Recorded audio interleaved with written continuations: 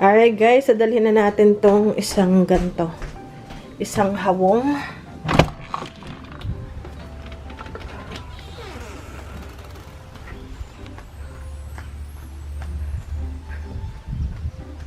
And then, dalhin ko naman tong tubig. Pinupuno ko to dito sa aming filtered water dito. So, teka lang. Dalhin ko lang tong ating tubig. Medyo mabigat to guys. Nagluto ako ng sopas para sa amin. So, ano lang to? Patatas, carrot, celery, nilagang manok na may onion, salt and pepper. Lagyan ko pa ng salt and pepper. And then, yung itong ating ninit-nit na manok. So, yan ang ating lunch. More gulay para kina mother and father. Okay guys. Yung nagtanong na kanina si mother, paggugulay ka ga. Kaya ako na paggulay ulit. Kasi nagtanong na. Request yan. May gawa akong brownies. Nagustuhan ni mother, pahingi pa daw. Ayaw pa kanina. Thank you. Masarap ka? Masarap. Inalo ko kanina. So, kaya guys, di ba naka-video pag ako, lahat nung niluluto ko, naka-video talaga. Maliban minsan pag sobrang busy ako. Hindi ko na bini-video, syempre busy ako eh. Kaya laging naka-video. No, yung niluluto ko ito, dinala ko kay mother. Kasi, yun nga, si mother makalimot na. So, lagi niyang sinasabi, wala daw akong niluluto, wala akong pinapakain, walang makain. So, kailangan naka-video. Kasi, kawawa naman ako. Pag napanood ng pamilya namin sa Pinas. Dahil minsan, pag tumatawag siya sa mga kamag-anak, yung lagi yung sinasabi niya, guys, yung wala naman din yung pagkain, wala namang pinapakain. Basta ganun yun, parang walang kinakain, as in walang pagkain dito sa Amerika. So, kaya parang protection ko yun sa sarili ko rin. Kasi pag talaga kung sinong makausap niya guys, kay anak niya, anak, kapatid, basta laging sabi niya, walang makain, walang pagkain. Yung parang hindi ako nagluluto, gano'n, walang pagkain, gutom, gano'n. Kaya, lahat ng dinadala ko sa kanila doon is nakaano talaga yun. Talagang parang pinaka-diary. Nilalingan ko siya ng diary ko. Pati yung mga groceries. Yung iba hindi ko na napapakita guys nung isang araw. Brownies. Ang sarap nito guys. Ano lang to yung sa kahon na brownies. Ano to? Gluten-free. Kaya lang, ang pansin ko sa gluten-free is matamis siya. So yun na yung natira. Tapos, ang laging nire-request is gulay. Kagaya kanina, hindi sana ngayon ako magugulay. Wala, pagod ako. Parang pagod ako ka. Kasi araw-araw ko nagluluto ng gulay. Sabi kanina magugulay ka ga. Sabi, sige ho, magugulay. Kaya ako naggulay. Hanggang bukas na yun. Hindi gayon. Tapos kanina, inaalo ko ng brownies, ayaw. Ba? Hindi kayo. Nagustuhan ng aking brownies. Yung palang brownies na yun, kasi alam ko matamis ang gluten-free. Nilagyan ko siya ng almond flour. Ngayon yung spaghetti matigas. Ang gusto naman ni mother, yung malambot.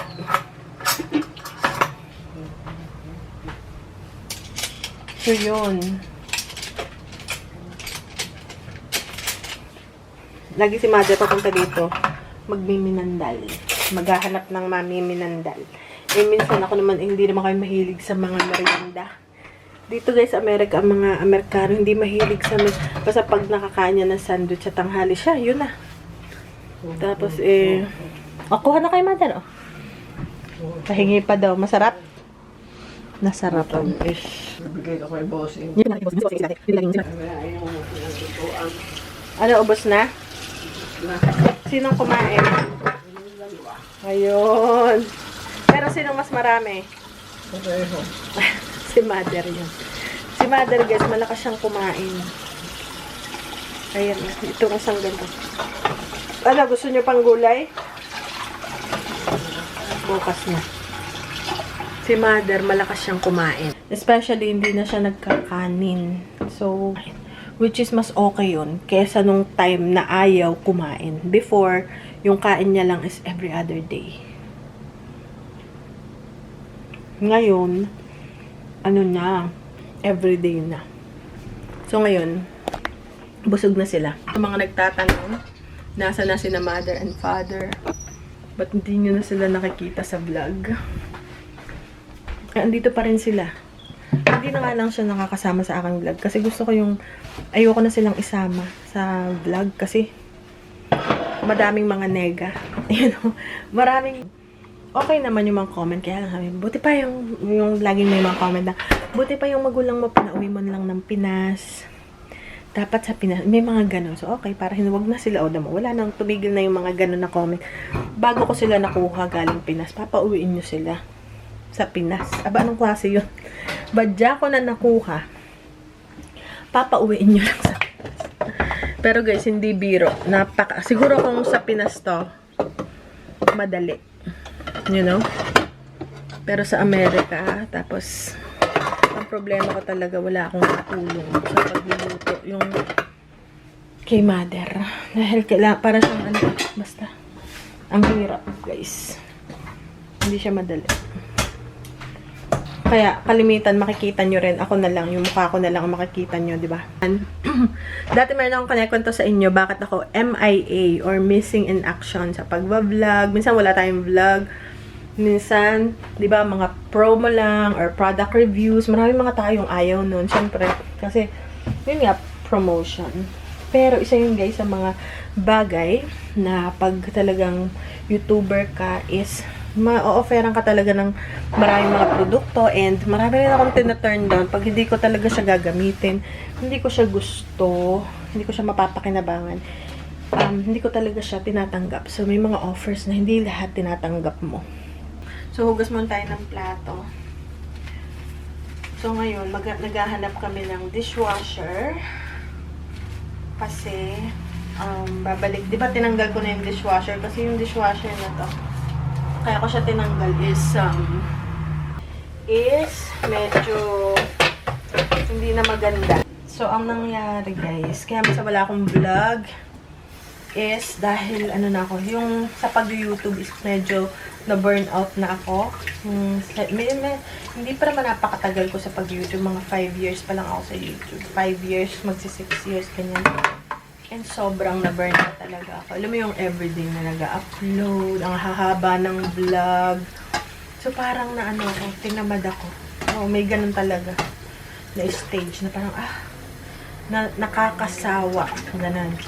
Pero hindi man ibig sabihin na iiwan ko na ang pag-YouTube. Siyempre, isa ito sa mga trabaho natin.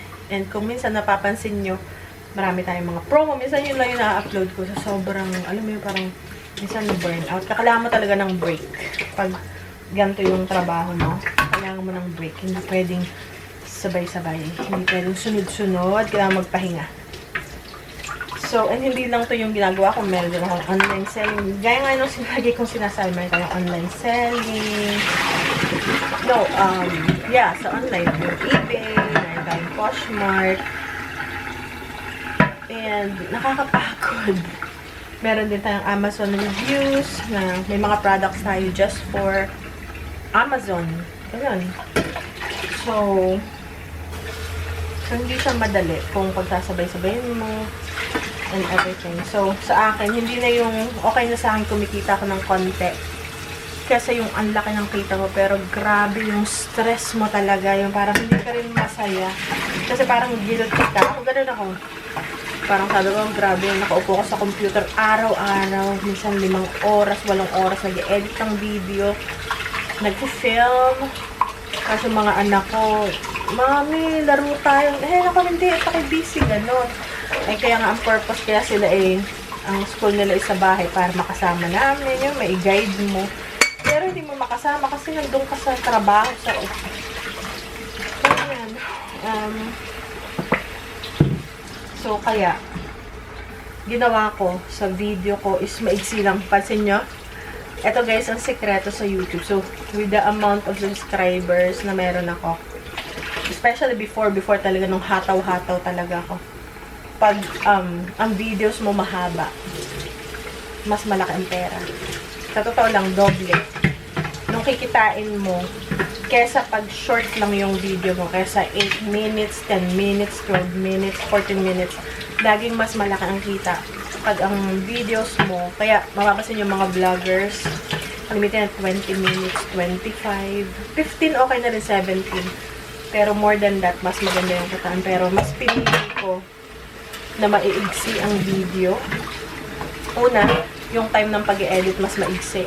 Mas marami akong time sa mga bata, sa pamilya ko. Sa akin, hindi ako stress. Mas nai-stress ako pag yung kita ko yung video ko, ay naku, 15 minutes na, nai-stress na ako nun. Gusto ko siyang pababain.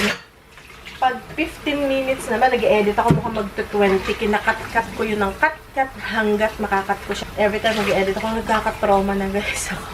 Pag mahaba yung vlog, nagkakatroma talaga ako. Maganda yung kita doble, pero sobrang stress ako. Sobrang haba ng pag-edit. And, so yun, kaya ako nag-missing in action minsan parang nanghihinayang kang tumigil kasi bababa yung kita. So ako, nung tinry ko na hindi ako mag-vlog ng isang araw, 2 araw, mas masarap yung pakiramdam. So, talagang yung pera, hindi talaga, it's not all about the money. Yung peace, kailangan mo ng peace. And, yung contentment talaga. Kaya, kaya ko namang gawin na 25 ulit yung aking mga sobrang nai-stress ako. Siguro depende kung talagang super interesting yung aking video na gusto ko ipakita. Siguro habaan ko. Pero kung ano lang, 10 lang talaga, 10, 12 yan. Na-stress na ako pag more than yun. Kaya, ang ating mga video maigsi na saka na pag hindi na ako stress.